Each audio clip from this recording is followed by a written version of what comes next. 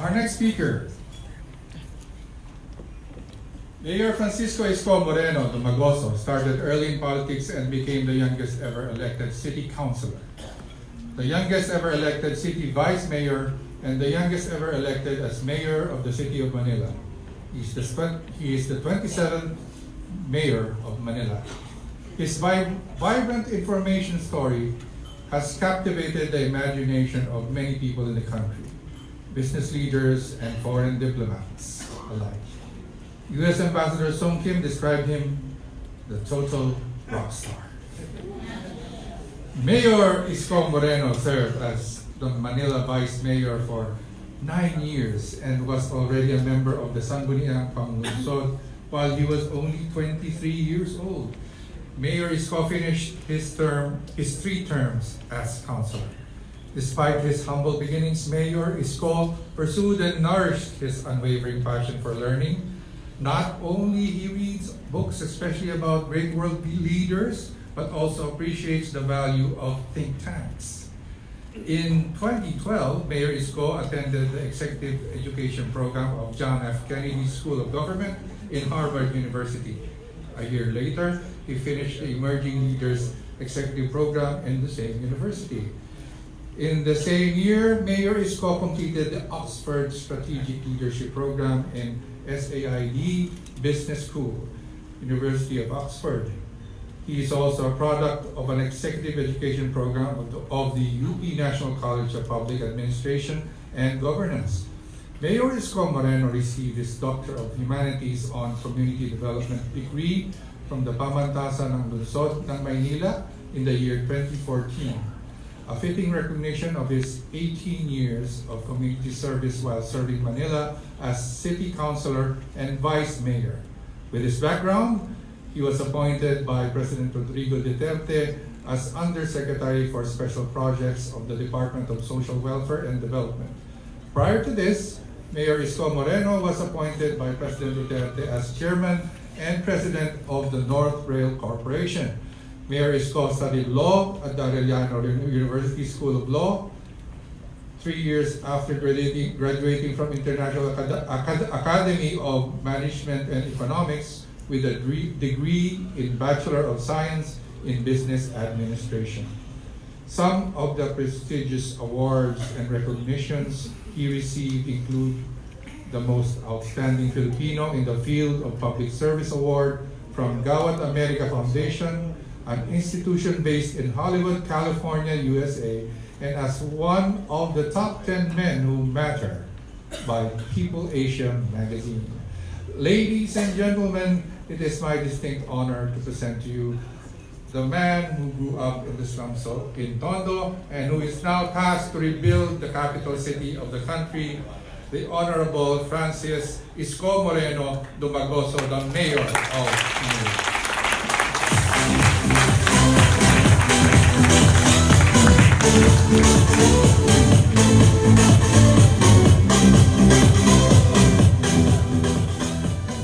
Maraming salamat sa tagapagpakilala. Mas mahaba yung sasabihin ko kaysa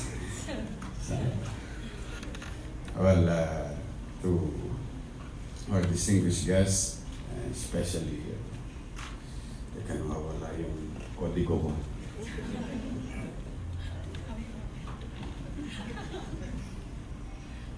Anyway, ganito lang po.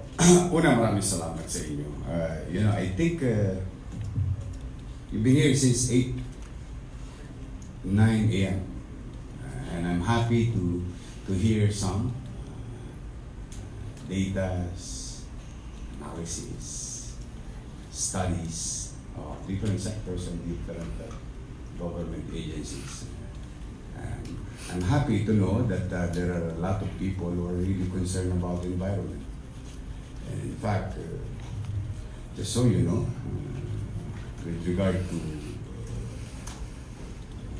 Metro Manila, ang Maynila po ang tagasalo ng basura niyo lahat. If it will pass through water,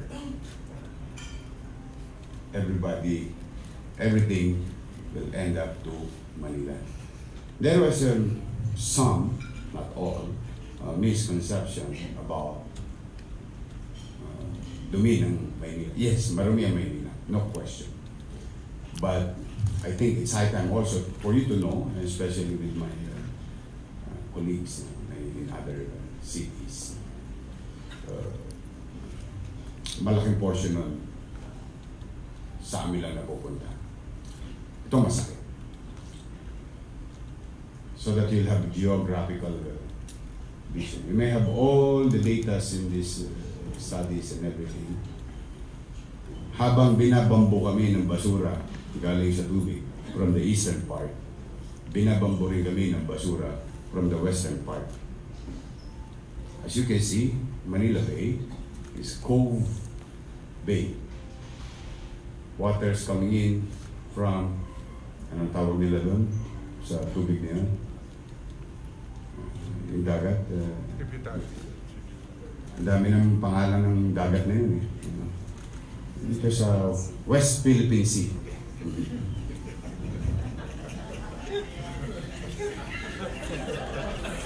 I think Ambassador Del Rosario will agree with me.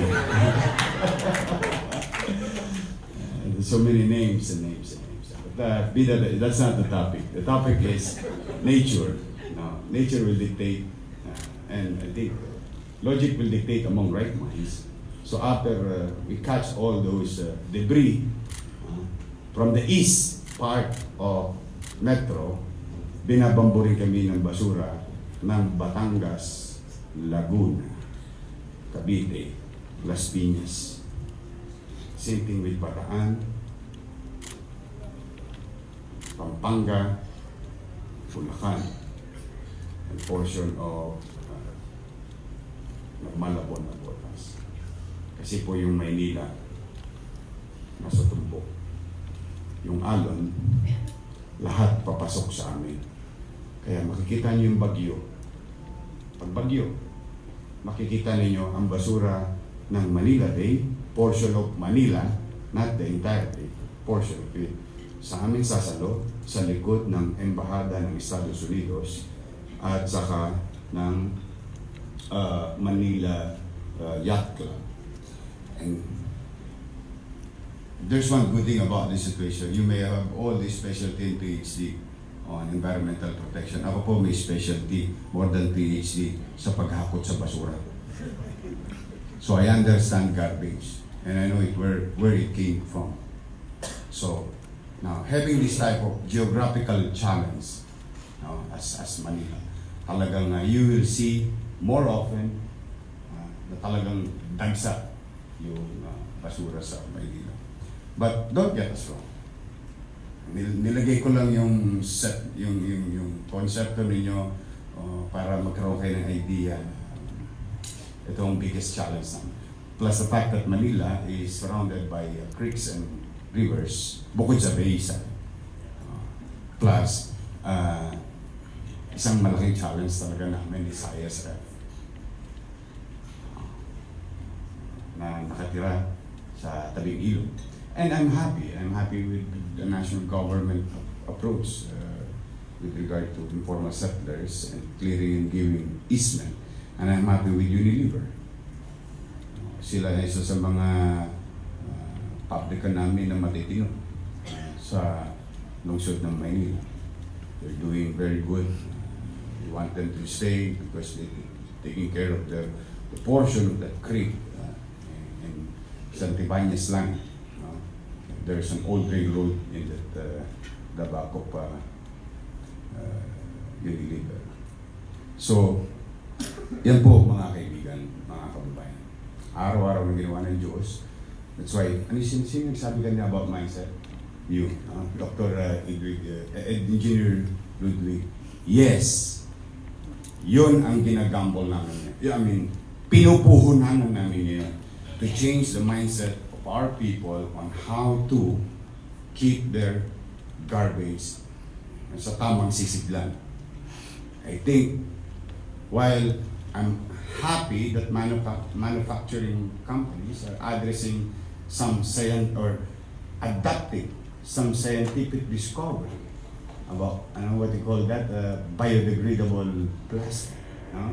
or some measures on buyback concept like what Unilever is doing, and or monetary or in exchange of meron kaming programa kasi as part of our policy, yung pera sa yung pagkain sa basura. Yung basura, kukolektahin namin, pero nakasegregate sa bahay. Palit ng points, and points, katumbas ng pagkain. It's going to be launched and it's part of the 2020 budget. Now, alam ko kanina pa kaya sabi ng umaga, nakikinig nito. I would rather shut up and sit there. And in my own little way, I'll try to address your queries. Dahil alam kong gusto niyo magtanong. So, thank you very much, Ambassador Rosario, for this opportunity to the member of the SWAT base sa aking kasamahan na kaibigan ko po yan, si Mayor Joy Belmonte, at sa lahat sa inyo rito. Maraming salamat sa pagkakataon na ito at mapakinggan ninyo ang lungsod ng Maynila, saan nga pa kami papunta at anong layunin namin. Especially with, you all talk about plastic. I think for the past 30 minutes I've been sitting here talking about plastic. I'm going to talk about the air. You asked me about the air. Kasi if there's problem with plastic, may problema rin kayo sa bagat. Lahat kayo. Lahat tayo. Especially if you're an office in Lawton. So anyway, thank you very much. And I'm fortunate and honored to be here. Maraming salamat po. Uupo na po ako.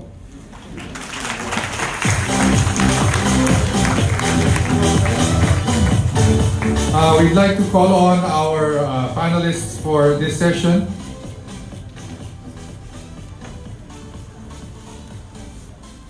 Mr. Joel Palma, Mr. Ludwig Frederick, still here? Yeah. And I'd like to introduce now. Yeah. The moderator for this session, the trustee and program convener of Strat-based ADR Institute. Please welcome Dr. Francisco Magno.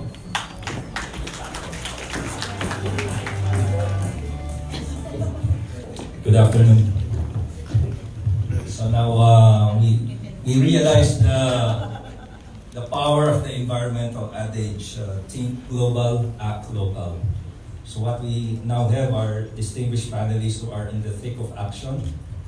As you notice, they have very short presentations, but the presentations are full of action from the local government units and also from the civil society, NGO world. So now, I have my own questions, but I would like to open the forum for questions from the audience. Please state your name and your organization, and who do you want to answer your question?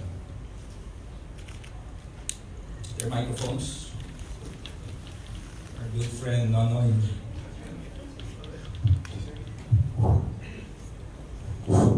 Bindri Douglas from Minimal Government Thinkers. I have one comment and one question. My comment is that we hear too many crises, climate crisis, garbage crisis, plastic crisis, etc. The purpose is just to extract more taxes, oil tax, coal tax, electricity tax, subsidies, soon plastic tax, okay? So whatever government we have, less rain or more rain, less flood or more flood, this time we send more money to the government, to Alcor.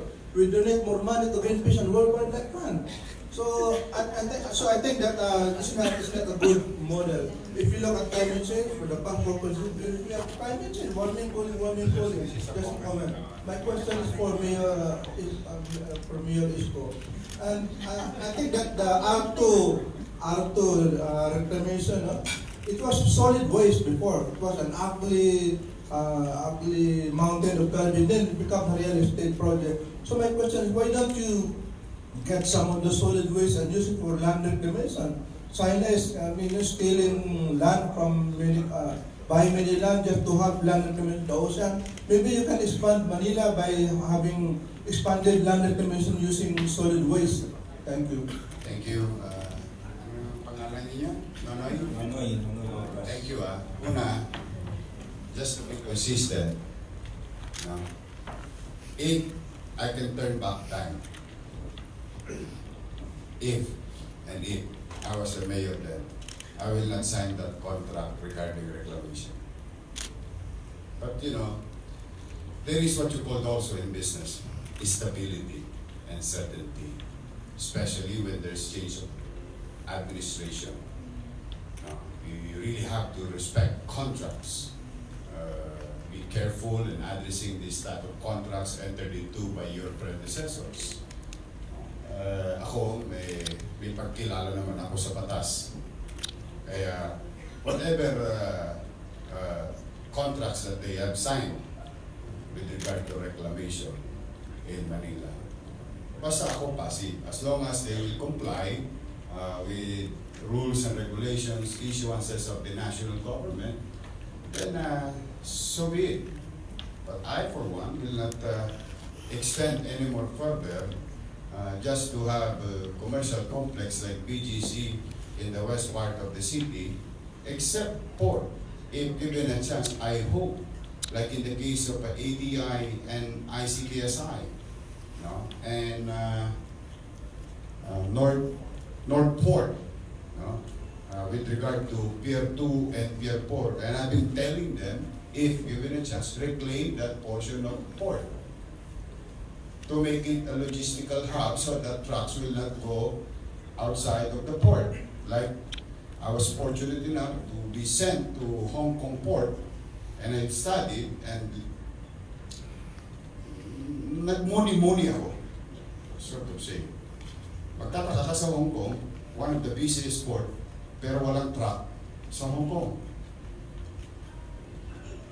Pasinin ninyo, walang 40-footer na lumalabas because there's a logistic hub inside the port. So I want to create more space to create logistic hub so that there will be more 40-footer trailer na mas matindi pa kung magbugay ng usok sa pabrika ng isang plastic company. So that's why, with regard to reclamation, the only exception is the industrial part of the city to address environmental problem with regard to our air pollution brought by X number of trucks flying by the western road of the city. Now, again, go back to reclamation na yung tinampak nilang basura. Ano yun? Ano yung sabi niyo, Manonoy? Yung basura tinambak nila pwede yung basura itambak sa lupa, sa dagat. And that is more hazardous. I'm not a technical guy. Because I believe, bilang basurero, may methane yun eh. Nililinghap nga namin yun araw-araw eh. We are immune to methane air. Kaya, you know, modesty aside, may awa ang Diyos, in a few weeks from now, about 3 months ago, I asked an institution, literally commission a study. Hopefully you will come up with a result with regard to the effects of methane of the old Smoky Mountain. Because there's an old garbage there, baka nakakalimutan nyo na, it's still part of our geography, you know, in the northern part of Tondo. And thanks to President Ramos, he made some portion of it as to address ISF in that area, no? They have now decent living, and thanks to former President Macapagal Arroyo, thanks to former President Noynoy Aquino, tuloy-tuloy yung development. Thanks to all those presidents who are giving in-city there, I mean housing. But, still, doon pa rin yung Smoky Mountain. At pag umuulan, kaya ho siya tinawag na Smoky Mountain, just so you know, pag umuulan, I don't know, may mga scientists pag naulan, umuusok. Or because of the chemical reaction maybe of that garbage. And I cannot allow, and I will not allow, and I swear to God, even though I don't have facts, but logic will dictate the moment. So I will not allow that garbage to be thrown in our water. No way. Puro plastic yun, baka akala ninyo. Mukha lang siyang lupa. Pag pinalam ninyo yun, mukhang ang dami ng plastic doon, limasin ko. Kasi yun yung plastic bilang basurero ako, yun yung plastic na hindi nabibili sa junk shop. Ang kinukuha namin basura, yung PE. Kasi yung PE ang nabibenta ulit. Pero yung magaspang na plastic, yung pinagbalutan ng damit, hindi ko nabibili. Yun, nandoon yung sa smoke. So, if you are addressing plastics in our waters, then we're going to reclaim using this type of garbage or this type of mass. Nagdagdag ka rin. Para lang may isang politiko yan eh. Nagtapon muna ng basura bago din ang yung basura. So, I'm not that type of politician or I have respect with other politicians. I always try to address situation in a very practical, if there's a way to be more efficient and quick. Because I think there are presentations here that we're losing time. So we have to catch up with time. So, gusto ko yung sinabi mo kanina, yung unang tanong, nandiyan ako. We don't need any more laws. There's too much laws in our country. Kaya dami ng batas. The question is, kami nila Joy, ako, mga executive, local executive, because yan yung portion ng gobyerno, magpapatupad. Napapatupad ba namin yung mga batas na yun? Because batas lang yan na naisulat, kung hindi yan ipatutupad, baliwala yan, nagkukwentuhang laway lang tayo. So I don't think that there will be more laws needed to address this problem. In fact, we have enough. And I hope the national legislatures use the power of oversight instead of the power to legislate. Are these laws being implemented properly? Because buti nga si Joy, meron na silang yung rules na hindi kailangan na you follow this ordinance before issuance of permits, regulatory measures. Kami, go there, basta lilinisin ko muna yung kalye. Tuturuan ko yung tao na huwag maging dugyot. Huwag tayong maging salaula. Siguro we start with that. And kami naman natutuwa dahil unti-unti, CEMEX, Republic Cement, Unilever is helping us. I think for the past 1 month, if I'm not mistaken, we've gathered 42 tons of plastic. Can you imagine that in 1 month? And I'm only in my 5 months. So, what more we can do with private sector? So, kayong mga nakikinig dito, hali kayo lahat sa Manila. Apo, welcome kayo lahat sa Manila, like what Unilever is doing. Like Cemex and I think Republic Cement is doing. Everybody is welcome to help Manila. Rest assured that the Manila government will be more, nowadays, more receptive. Because we've been working hand in hand with the DNR, the national government. Alam mo, ito nga pala, mabanggit ko lang. Total, sa chance ko na. May awa ang Diyos. May awa ang Diyos. You know, I was fortunate to listen to DNR in a meeting. They gave me an idea that for Manila to be ecologically sound, we need to make open green space, 1,600 hectares of open green space. That's what they said. Thanks to them. And with that, now we have a goal. We have a target. And I asked them, is that the horizontal alone? Sabi sa akin, what do you mean, sir? Horizontal, di ba? Pagtatanim ng puno, pag kinukwenta nyo ba o kinukwantify nyo, pahalang lang. Bakit? Because I have an idea. You know, in a modern world, they are now utilizing space vertically. That's why, sabi nyo, we'll quantify it. Well, that's why you can, I hope, Ma'am Noy, pumasyal kayo sa Jones Bridge. You will see na yung aming pagkilos. Because that is the focal point of vertical cranes in the city of Manila. That is the testing ground. Pinaka-polluted, mainit, walang source of water. Bridge has no source of water. Yun ang na-hammer. Doon kami nag-hammer test because we're gonna build more green space. That's why I'm taking back parks, open space, creating more greens in the city of Manila. I think I'm happy that the national government and mga gentlemen here are now addressing plastics in waters, wastewater, and with Manila Water is doing in our own little way. Ang partisipasyon namin sa inyo, pipilitin namin maging malinis ang hangin sa lungsod ng Manila, particularly ang local. And I'm grateful to 3M. They're going to provide us X number of AQM. I'm grateful to DNR.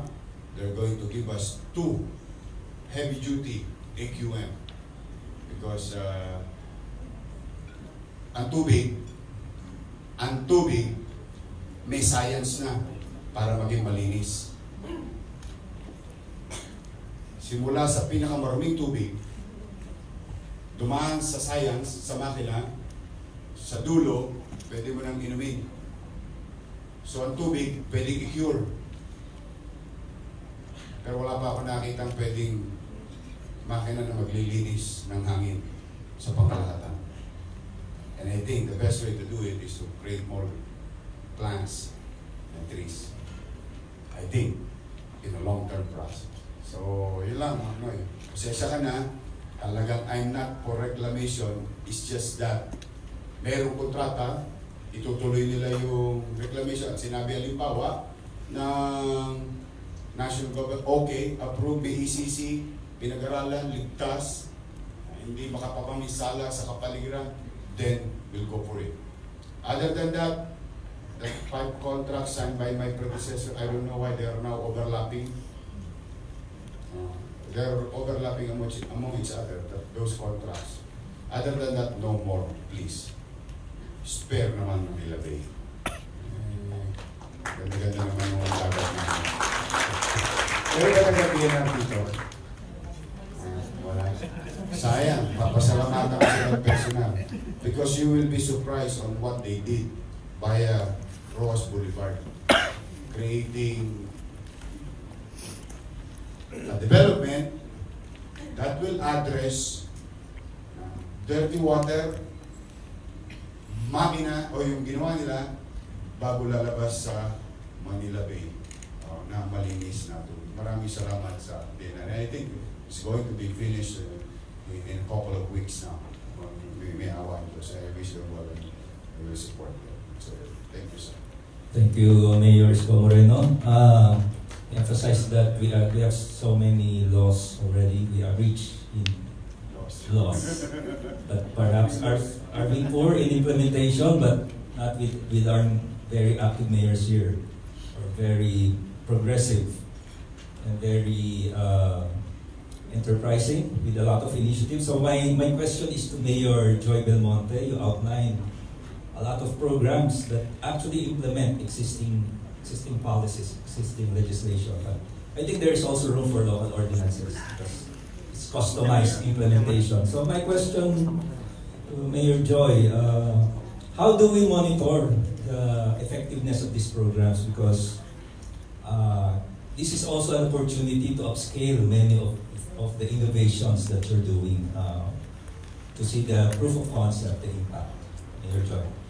Well, I talked about several, but siguro I'll just mention one, which is, we passed this when I was still a vice mayor. This is the plastic bags regulatory ordinance. So we didn't want to ban plastic bags on the onset because we wanted to give people the opportunity to adjust. According to my friend Mayor Isko, he always talks about mindset. So mindsets have to be conditioned, and that takes time, and you have to train people to change their mindset. So with regulation, you can still use plastic bags provided you pay for them if you go to a grocery store. And after 5 years, we conducted another public consultation. By the way, we earned several hundred millions from that, no, because the funds earned from that, 2 pesos per plastic bag, has to be used towards environmental projects together with the private sector. So the private sector and the government agree on it. And we made several hundreds of pesos already, hundreds of thousands of pesos on that already.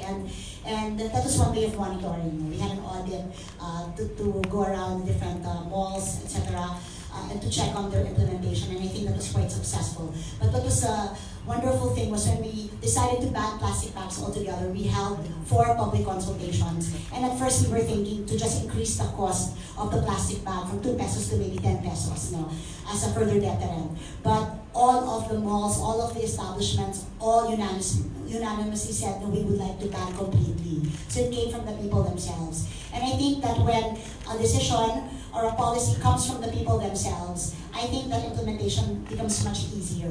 Now, with regards to banning single-use plastics, we had consistent and intensive public consultations there, maybe 4 or 5 or 6 with hotels, restaurants, etc.